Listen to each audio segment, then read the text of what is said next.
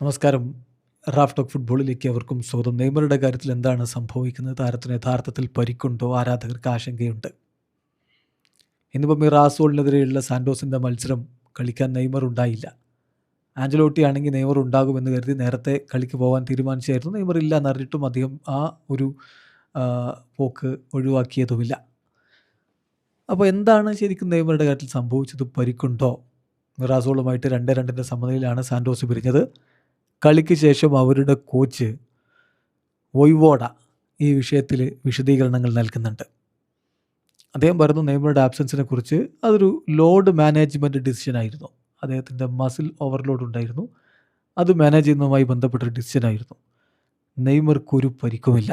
Neymar doesn't have an injury, nothing like that. അങ്ങനെ ഇഞ്ചുറിയുടെ പ്രശ്നങ്ങളൊന്നുമില്ല. അദ്ദേഹം കൊറിന്ത്യൻസിനെതിരെയുള്ള മത്സരത്തിന് നല്ല ഷേപ്പിലെത്തും. അതാണ് എനിക്ക് പ്രധാനപ്പെട്ട കാര്യം. അതാണ് നെയ്മർ ജൂനിയർക്കും പ്രധാനപ്പെട്ട കാര്യം. അദ്ദേഹം വിശദമായിട്ട് തന്നെ പറഞ്ഞു. അതായത് നെയ്മർ ഇവിടെ ഉണ്ടാകണം എന്ന് ഞാൻ ആഗ്രഹിച്ചിരുന്നു.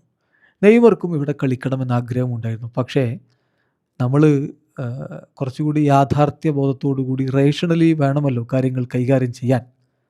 നമുക്ക് ഓരോ 4 ദിവസത്തിലും ഒരു കളി കളിക്കാനുണ്ട്. നെയ്മർ എന്ന പ്ലെയറെ ഞാൻ വളരെയധികം ബഹുമാനിക്കുന്നുണ്ട്. അദ്ദേഹത്തിന് കളിക്കളത്തിൽ നമുക്ക് വേണ്ടി ഡിഫറൻസ് ഉണ്ടാക്കാൻ പറ്റും. കഴിഞ്ഞ കളി നമ്മളത് കണ്ടതല്ലേ.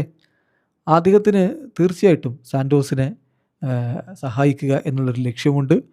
എല്ലായ്പ്പോഴും നമ്മൾ അങ്ങനെ തന്നെയാണ് കാര്യങ്ങളെ കൈകാര്യം ചെയ്യുന്നത്.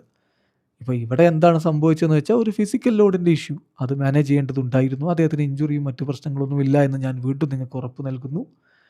അദ്ദേഹത്തിന് ഒരു തരത്തിലുള്ള വേദനയും അങ്ങനെയുള്ള പെയിനൊന്നും അദ്ദേഹത്തിന് അനുഭവപ്പെട്ടിട്ടില്ല.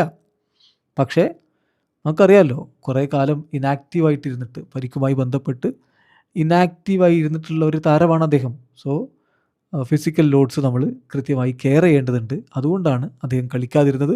അടുത്ത മത്സരത്തിന് തീർച്ചയായിട്ടും നെയ്മർ ഉണ്ടാകും എന്നാണിപ്പോൾ കോച്ച് വോയ്വോഡ പറയുന്നത്. വീഡിയോ അവസാനിക്കുന്ന ഫുട്ബോൾ ലോകത്തെ കൂടുതൽ വിശേഷങ്ങളുമായി റാഫ് ടോക്സിൽ എത്താം.